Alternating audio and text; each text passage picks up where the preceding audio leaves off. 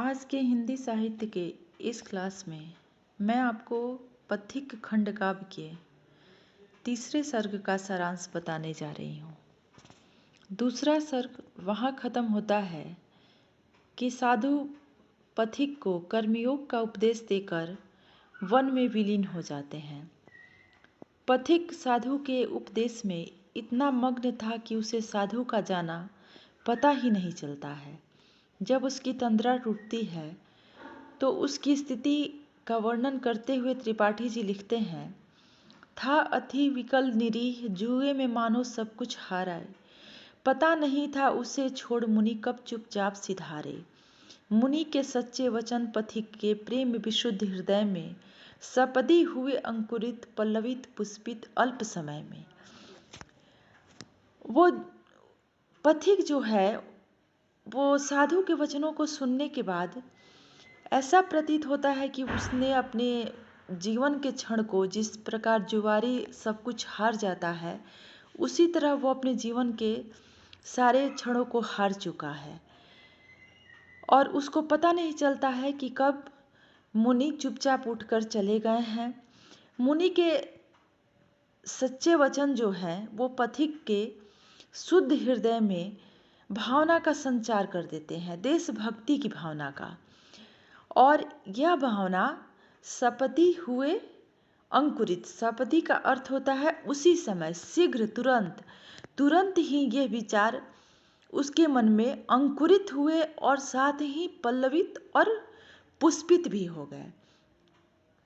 कवि के कहने का तात्पर्य है कि ये अंकुरण, पुष्पित और पल्लवित और पुष्पित होने में उसे क्षण मात्र भी देरी नहीं लगी। अल्प समय में ही ये तीनों क्रियाएं एक साथ इसमें हो रही हैं। उसके बाद पथिक के बारे में लेखक लिखते हैं, अनुभव करते हुए हृदय में एक अचिंतित दुख को कुछ क्षण बाद उठाया उसने परम विषादित मुख को। आंखें विष में बूढ़ रही सी थी, रसहीन सजल हो, लंबी एक उश्वास खींचकर बोला पथिक विकल हो। हाय परम कर्तव्य भूल कर आविर्मा मैं वन में, इससे बढ़कर और भूल क्या होगी इस जीवन में। फिर कर जोड़ कहा उसने, हे अखिल जगत के स्वामी, करके दया बना लो अब निज इच्छा का अनुगामी। फिर उसने विस्तृत स्वदेश की ओर दृष्टि निज फेरी, कहा आहा कैसी सुंदर है जन्मभूमि यह मेरी। भक्ति प्रेम श्रद्धा से उसका तन पुलकित हो आया, रोम रोम में सेवा व्रत का परमानंद समाया। इस बात को अनुभव करके वो अति दुख में हो जाता है कि मैंने क्या कुछ खो दिया है। और कुछ क्षण बाद वो परम विषादित, मतलब शोक में डूबा हुआ अपने मुंह को ऊपर उठाता है। उसकी आंखें जो हैं वो विष में बुड़ चुकी हैं और रसहीन होके सजल हो चुकी हैं। लंबी सांस खींचकर पथिक विकल हो जाता है। फिर वह अपने आप से ही बोलता है कि हाय मैंने ये परम कर्तव्य को भूल कर और कहाँ मैं वन में विचरण कर रहा था, इससे बड़ा भूल मेरे जीवन का क्या होगा। फिर हाथ जोड़कर उसको अपने इस जन्मभूमि को प्रणाम करके बोलता है कि मुझे अपना अनुगामी बना लो। और इस सारी बातों को सोचकर ये सारी भावनाएं जब स्वदेश प्रेम की उसके अंदर उत्पन्न हो जाती हैं तो वह ये सोचता है कि पहले वह अपने स्वदेश का भ्रमण करे और देखे कि इस पूरे मेरे जन्मभूमि स्थल पे हो क्या रहा है। क्योंकि जब तक वो समाज में नहीं जाएगा, देश के हिस्सों में नहीं जाएगा, तब तक उसे ये पता नहीं चलेगा कि इतनी सुंदर भूमि पर रहने वाले लोग किस स्थिति में रह रहे हैं। इसको वो कवि कहते हैं, अतः निरंतर 1 वर्ष तक दृढ़ निश्चय कर मन में लगा रहा वह प्रांत प्रांत में देश दशा दर्शन में। उसने देखा प्रचुर भरा सर्वत्र प्राकृतिक सुख है, किंतु देश उससे नितांत अनभिज्ञ विरक्त विमुख है। इस प्रकार का विचार करके और नाना प्रकार के इस बीच में कवि ने भारतीय सुषमा का वर्णन किया है। और तब वो लिखते हैं कि 1 वर्ष तक विचरण करने के बाद वह प्रांत प्रांत में देश देशाटन का में घूमता है और वो देखता है कि हमारे जन्मभूमि पे तो सारी चीज़ें जो है वो प्रचुर मात्रा में है, चाहे वो अन्न हो या फल मूल हो, कोई भी चीज़ है वो जिसका अभाव नहीं है। किंतु उस देश के वासी जो हैं वो इन सब चीज़ों से विमुख क्यों हैं? इसका कारण क्या है कि देश के वासी इन सारी चीज़ों से विमुख हैं। किंतु देश के लोग किसी निद्रा में ज्यों सोते हैं, किसी विनोद प्रमोद में नहीं वे तत्पर होते हैं। वे किसी निद्रा में सोते रहते हैं और किसी विनोद यानी कि खुशी में वे तत्पर नहीं हो रहे हैं। किसी असीम विषाद उदधि में है निमग्न जन सारे, या है किसी व्याधि से पीड़ित उदासीन मन मारे। किसी विषाद उदधि में वे निमग्न हैं या फिर वो किसी व्याधि से पीड़ित होकर इस तरह से उदासीन हो गए हैं। उनके बाहर से स्वदेश को अति विषाद में पाया, तब भीतर की दशा देखने वह समाज में आया। जब उसने सर्वत्र दुखों के भीषण दृश्य विलोके, उसका हृदय विदीर्ण हो गया, आंसू रुके न रोके। और जब वो इस तरह की दुर्दशा देखता है, तो भीषण दृश्य को देखता है, तो उसका हृदय जो है वो विदीर्ण हो जाता है, टुकड़े टुकड़े हो जाता है और उसके आंसू रोकने से भी नहीं रुकते हैं। धधक रही सब ओर भूख की ज्वाला है घर घर में, मांस नहीं है निरी सांस है शेष अस्थि पंजर में। अन्न नहीं है वस्त्र नहीं है रहने का न ठिकाना, कोई नहीं किसी का साथी अपना और बेगाना। पथिक सोच रहा है कि इस भूमि पर सारी चीज़ें विद्यमान है, सब चीज़ की प्रचुरता है, फिर यहाँ पे चारों तरफ भूख की ज्वाला क्यों धधक रही है? हर घर में ये ज्वाला धधक रही है।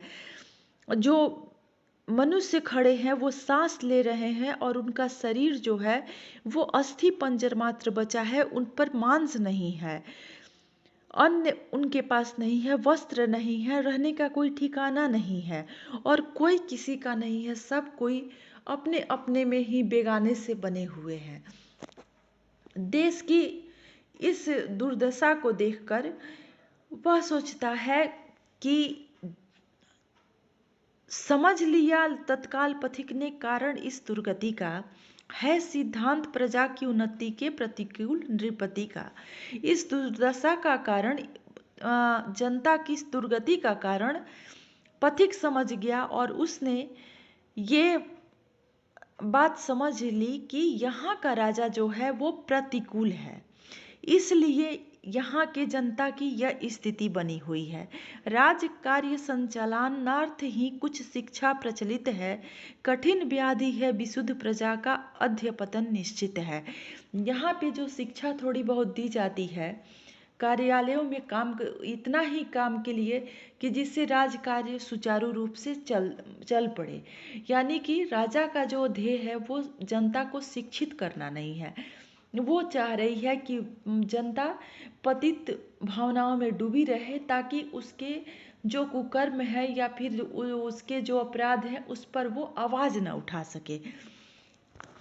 अब ये पथिक के तीसरे सर्ग के सारांश को आगे बताने से पहले मैं आपको कुछ बता देना ये चाहूँगी कि ये रचना जो है रामनरेश त्रिपाठी जी की पथिक, ये 1920 की रचना है। अब यहाँ आप ध्यान दीजिए कि 1920 में यानी कि 1919 में रॉलेट एक्ट आ चुका था, 1920 में असहयोग आंदोलन शुरू हो चुका था और हमारे देश पर अंग्रेजों का राज्य था। इस जो तीसरे सर्ग में हम देख रहे हैं या जो देश की दुर्गति पढ़ रहे हैं कि शासक दल असहाय प्रजा को घोर कष्ट देता है, रक्षक से भक्षक बनता है, सर्वस हर लेता है, अटल दीनता का चंगुल है, साथी कौन किधर है, हरदम सिर पर मौत खड़ी है, होठों पर ईश्वर है। ये लिख तो पथिक के बारे में रहे हैं और अपने देश के बारे में, लेकिन ये उस समय के भारत की दुर्दशा का चित्रण कर रहे हैं। अंग्रेज जब इस भारत में आए तो हमारा देश पूरी तरह से समृद्ध था। उसके पहले जो भी शासक हुए विदेशी, चाहे वो मुगल शासक हो या फिर सल्तनत काल हो, उसमें एक सबसे बड़ी विशेषता ये है कि यद्यपि उन्होंने हिंदुओं को कुछ उपेक्षित किया, लेकिन वो इसी देश में और यहीं के होके रह गए।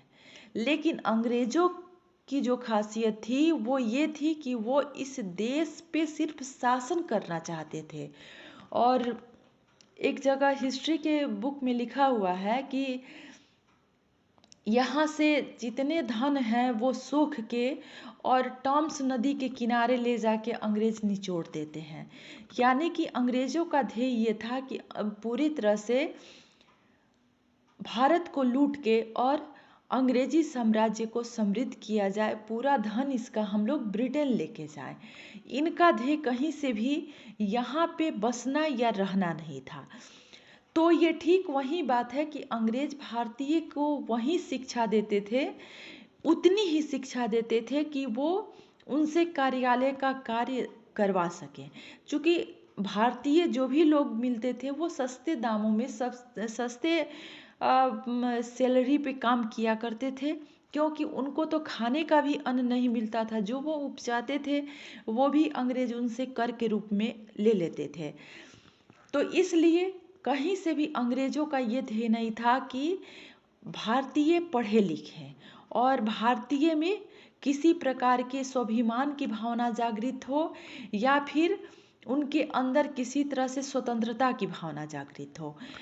ये काव्य लिखते समय जो ये कह रहे हैं कवि कि शासक दल असहाय प्रजा को घोर कष्ट देता है, त्राहि त्राहि सबोर मची है, व्याकुल है नर नारी, वे न संभाल भार सकते लघु जीवन का भारी।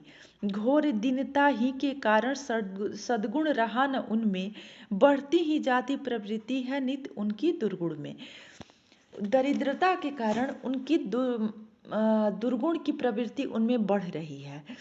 जब 1919 में रॉलेट एक्ट आया तो उसमें ये कानून था कि न अपील न दलील, जिसमें कि किसी भी जनता को, किसी भी नागरिक को जो जिस पे कि अंग्रेजी शासन को ये संदेह हो जाता कि ये अंग्रेजी साम्राज्य का विरोधी है, उसको बिना किसी अपनी सुनवाई को या फिर कोर्ट में ले जाए बिना बंदी बनाकर नज़रबंद कर देने का अधिकार प्राप्त हो गया। और इसी के खिलाफ में महात्मा गांधी का आंदोलन 1920 में शुरू होता है, असहयोग आंदोलन। अभी ये वीडियो लंबा हो रहा है, इसलिए यहाँ तक मैं आपको समझा के, अभी आपका तीसरा सर्ग खत्म नहीं होता है। चूँकि पथिक में तत्कालीन परिस्थिति का वर्णन है और साथ में 1920 में जैसे जैसे ये सर्ग आगे बढ़ता है उसी तरह से अंग्रेजी राज्य का समाप्ति 1947 में जाके होता है। तो यहाँ ये देखने की बात है कि जो कवि 1920 में जिन चीज़ों को लिख देते हैं वो चीज़ 1947 में जाके पूरा होती है, जबकि इसका प्रकाशन पथिक का कब है? 1920 में। तो ये तुलनात्मक अध्ययन चलता रहेगा, तीसरा सर्ग भी समाप्त नहीं हुआ है। ये अगले क्लास में आगे मैं बढ़ूंगी, तब तक के लिए धन्यवाद।